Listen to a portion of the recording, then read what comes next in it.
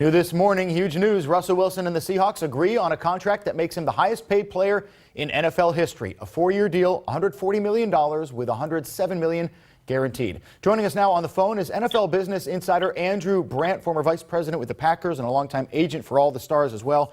Andrew, thank you for joining us. So what do you think of this deal?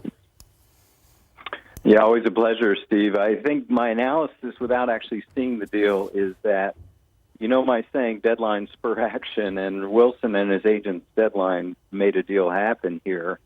I think the money is going to be tremendous, and the money is going to be eye-popping, both the total, the average, and even the guarantee. But my sense is the Seahawks get their win by their structure. They didn't have to guarantee future years, which was always their issue with this precedent. They never did it before, even in Wilson's existing deal. And they wanted to hold fast to that, and they threw money at the problem to make it happen. So we're asking our viewers, Andrew, what they're thinking of the deal, and some of them are angry. I'm wondering if they're thinking about how much money is going to be left over to sign a bunch of other good players to surround him with talent. What do you think? You know, this is a player that they have leveraged low earnings in the past by signing all these other players. Back in the day, it was Earl Thomas and Richard Sherman and Cam Chancellor and all these players. Now he is at the top of the rank. Listen, I managed a cap for 10 years with the highest paid quarterback in the league, either Brett Favre or Aaron Rodgers. It's up to those people to make that happen. This should not be an excuse for putting a contending quality playoff team together. Teams do it all the time. Look at the quarterbacks who are in the playoffs. They tend to be the veteran established winning quarterbacks who make $25 to $30 million a year. So it can be done.